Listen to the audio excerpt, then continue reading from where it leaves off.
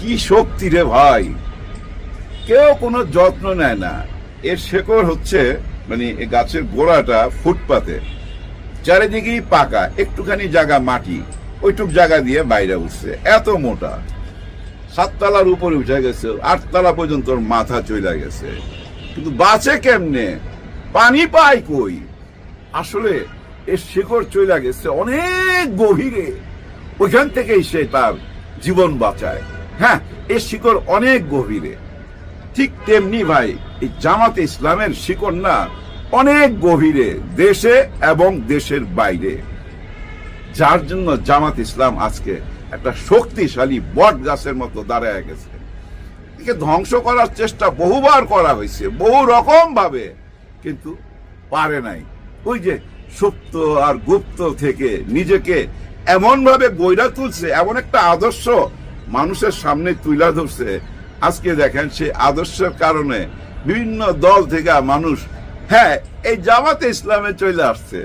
বিশেষ করে গত 2 দিন যাবত আমি দেখতেছি চরমনায় পীর সাহেবের দল থেকে খুব জ্ঞানী লোকরা, যারা খুব জ্ঞানী, তারা চলে আসতেছে এবং বলতেছে কি জানেন, যে আমরা এই জন্য আসতেছি, জামাতে ইসলাম দেশটাকে গড়তে চায়।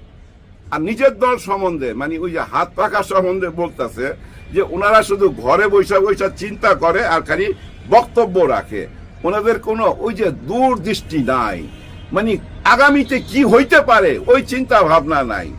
এরকম কথা বলছে, বইলাই আবার এই জামাতে ইসলামে চলে আসছে।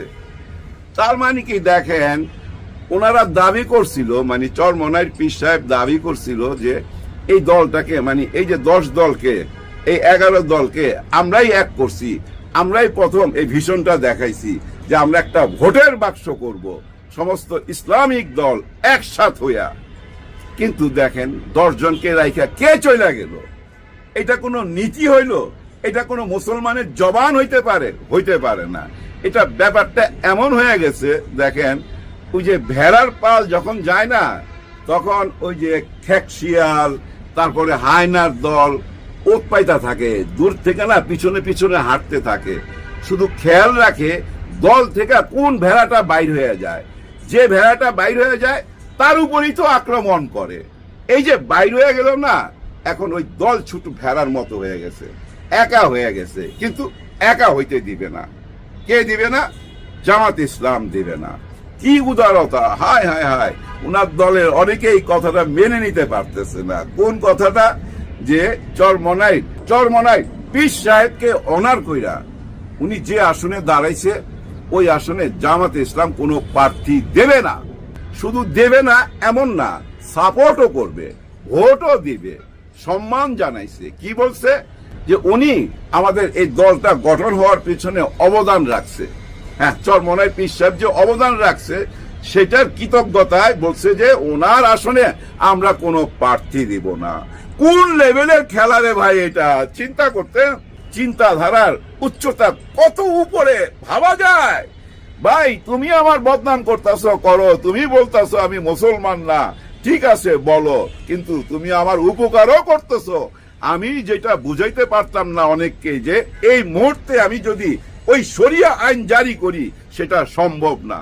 এটা ভবিষ্যৎ বইলা দিবে, দেশের জনগণ সিদ্ধান্ত নিবে যে এই দেশে শরিয়া আইন দরকার আছে কিনা।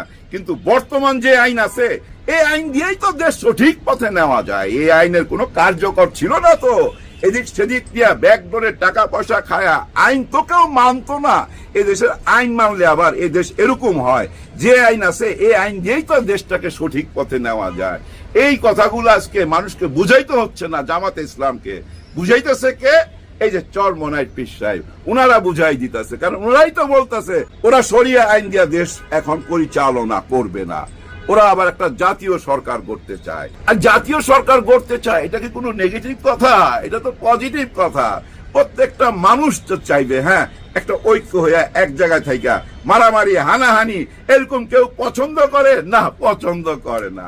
দেখছেন কত বড় উপকার কইরা ফেলতেছে অবচেতন মনে না, অবচেতন মনে না, এগুলা সবই পরিকল্পনার মধ্যে। কে একজন তো পরিকল্পনা করতেছে। হ্যাঁ ভাই, কে একজন বৈশা বৈশা চুপচাপ পরিকল্পনা করতেছে আর দেখতেছে। এখন আর ওনাকে কেউ কোনো কথা জিজ্ঞাসা করার সুযোগ নাই, কোনো প্রশ্ন করতে পারবেন না। উনি প্রশ্নের বাইরে চলে গেছে। হ্যাঁ, উনি প্রশ্নের বাইরে, কারণ উনার কাছে নির্বাচন চাইছেন, উনি নির্বাচন দিয়ে দিছে। যান এখন নির্বাচন কমিশনারের ওইখানে, দেখেন না নির্বাচন কমিশনারের ওইখানে এখন সবাই এই মন্দিরের ঘন্টা আছে না, ওরকম ঘন্টা বাজায় যাইতেছে। তো আমাদের নির্বাচন কমিশনার ওইখানে একটা ঘন্টা বাজা আছে, এখান থেকে রিক্সাওয়ালাও গেলে একটা ঘন্টা বাজায় যায়।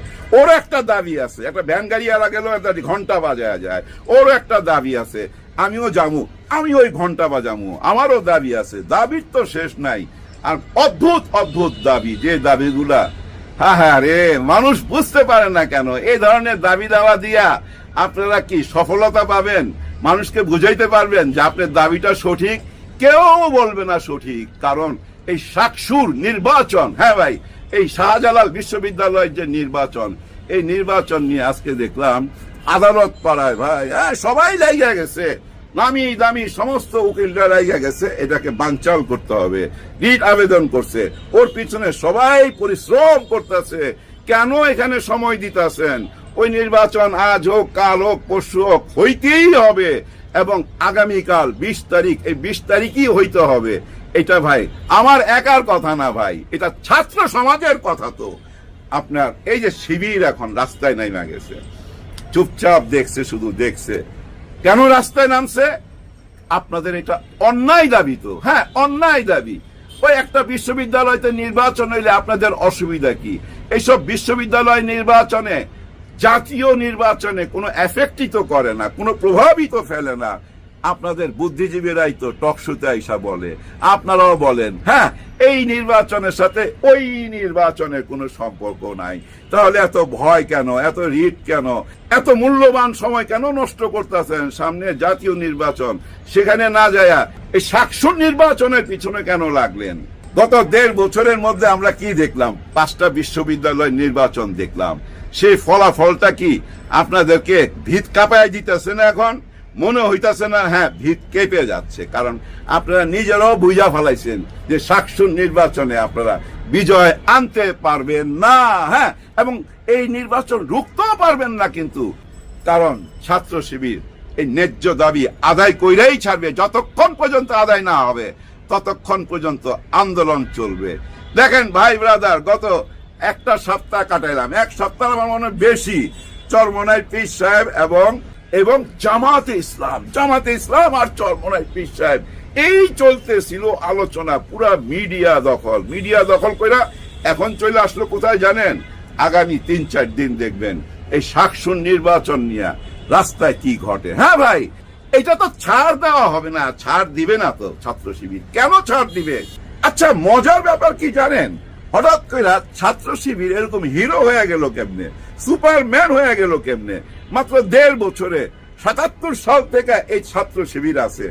আমরা জানতাম এই ছাত্র শিবির এইটা কাটে, ওইটা কাটে, এরা হইল জঙ্গি জঙ্গি জঙ্গি। কারা বলতো এটা? সাধারণ জনগণ? নিশ্চয়ই না, আমাদের মিডিয়া। হ্যাঁ, এই দালাল মিডিয়া বলতো ভাই।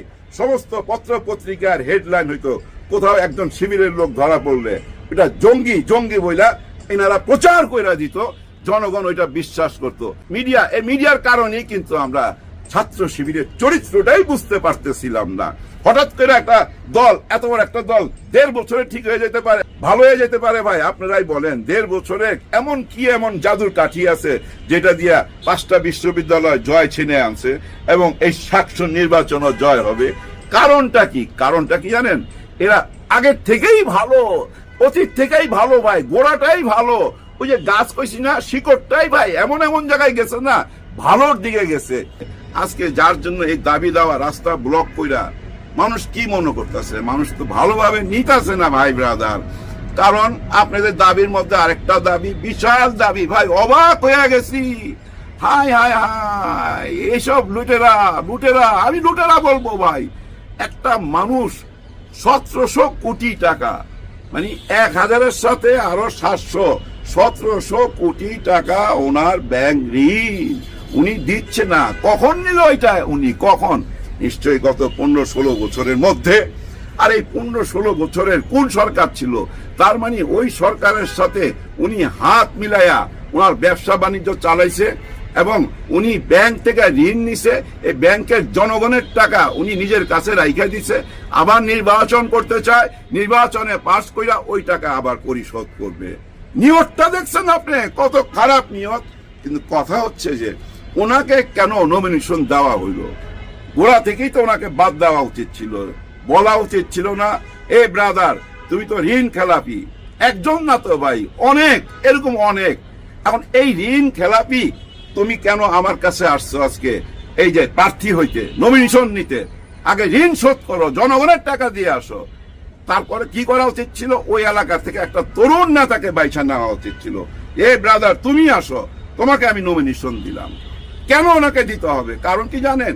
ওই ব্যাংকের টাকা থেকে, ওই 1700 কোটি টাকা, কয়েকশো কোটি টাকা তো সে রাইখা দিছে এই নির্বাচন টার্গেট কইরা, যে ভবিষ্যতে নির্বাচন আইলে ওইখানে খরচ করুন। আমাদের জনগণ বিক্রি হয় আমরা মনে করি কেন? আমাদের ভাবতে তো লজ্জা লাগা উচিত না? আমি মনে করেন একটা বড় দলের নেতা, আমি ভাবতেছি জনগণ এই দেশের গরিব, এদেরকে লোভ দেখায়া আমি ভোট নিয়ে আনব। আমি লোভ দেখাইতেছি, আমি তাদেরকে ক্যাশ না দিয়া অন্যভাবে টাকা সারতেছি, যেটা ওই যে ফ্যামিলি কার্ড, কৃষক কার্ড, কি কার্ড। এটার মানে কি? আমি ভাবতেছি আমার জনগণ টাকার কাছে বিক্রি হয়। না হলে আমি কেন এই চিন্তাটা করুম যে ওদেরকে আমি কার্ডের নামে, টাকার নামে ভোট নেবো? এটা কেন করুম? দেখেন, নির্বাচন কমিশনার এখানে আপত্তি জানাইছে যে এসব কার্যকলাপ করা যাবে না। তার মানে এটা তো ভাবা উচিত ছিল যে নির্বাচন কমিশনার এগুলো কি মাইনা নিবে। তার মানে দূরদৃষ্টি নাই। দূরদৃষ্টি না থাকলে প্রবলেমে পড়তে হবে। আপনাদের মনে রাখতে হবে ভাই, একটা আদর্শের জন্য মানুষ জীবন দেয়, কোনো নেতার জন্য না।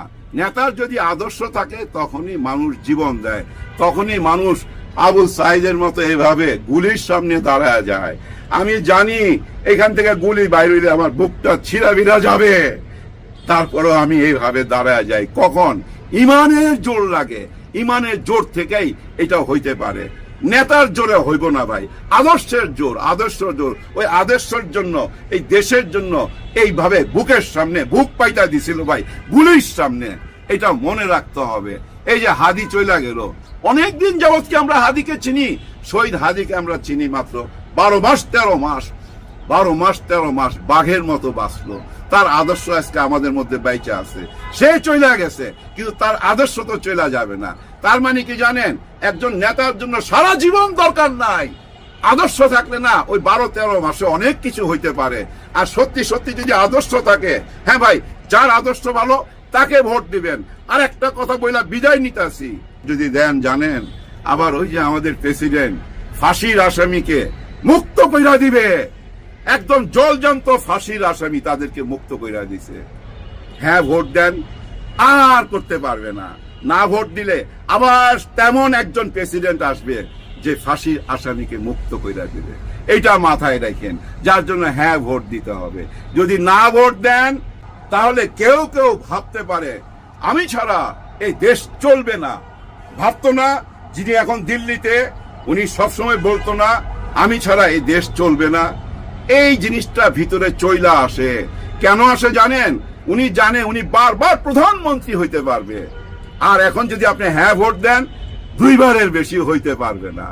দেখছেন? তারপরে কি দেখেন, উনার কাছে যে প্রধানমন্ত্রী থাকতো, তার কাছে এই যে আমাদের আর্মি, পুলিশ, র্যাব, প্রশাসন সব উনার হাতে, উনার ক্ষমতায়, উনার হুকুম ছাড়া চলতে পারে না। যেমন আমাদের ওই বিডিআর এর ট্র্যাজেডির কথা মনে আছে? ওখানে কেন র্যাব, পুলিশ, আর্মি যাইতে পারে নাই? কারণ ওই যে প্রধানমন্ত্রী আদেশ দিচ্ছিল না। এগুলা তো আপনারা দেখছেন। ওই ক্ষমতাটাও কাইরা নেওয়া হয়েছে। হ্যাঁ ভাই, আপনি যদি হ্যাঁ ভোট দেন তাহলে ওই ক্ষমতাটাও কাইরা নেওয়া হয়েছে। আবার কি জানেন? দলের নেতা যখন প্রধানমন্ত্রী হয় তখন কি ভাবে? ওই যে হেলমেট বাহিনী বানায়। প্রধানমন্ত্রীর দল তো, পুলিশ তার সাথে ঘুরে। প্রধানমন্ত্রীর দল তো, এই প্রধানমন্ত্রীর দলের নাম বেচা টেন্ডারবাজি, চাঁদাবাজি, বালুমহল দখল, হাবি জাবি সবকিছু কইরা বিদেশে বাড়ি গাড়ি বানাইছে। এগুলা তো প্রমাণিত সত্য গত 16 বছরের। তারপরও কেন আপনারা ওই না ভোট দিবেন? ওই না ভোট মানি আবার ওই 16 বছর ফেরত আসা। আর হ্যাঁ ভোট মানি নতুন একটা বাংলাদেশ হওয়া, যে বাংলাদেশের স্বপ্ন আমরা দেখতেছি। প্লিজ হ্যাঁ ভোট দিবেন সবাই। হ্যাঁ ভোট মানি নতুন বাংলাদেশ। আর সেই নতুন বাংলাদেশ কোত্থেকে আসবে জানেন? ওই আসমান থেকে আসবে, আসমান থেকে আসবে। আমাকে গত 2 দিন আগে এমন একজন ফোন দিছে, আমি নাম বলবো না, উনাকে খালি আমি একটা কথা জিজ্ঞেস করছিলাম, খুব অল্পক্ষণ কথা বলছে উনি আমার সাথে। আমি জিজ্ঞেস করছিলাম আমাদের স্বপ্নটা কি বাস্তবায়ন হবে? উনি তখন বলছে ওই আসমান থেকে আসবে, সেটা আসমান থেকে আদেশ আসবে। ওদিকে তাকায় থাকেন।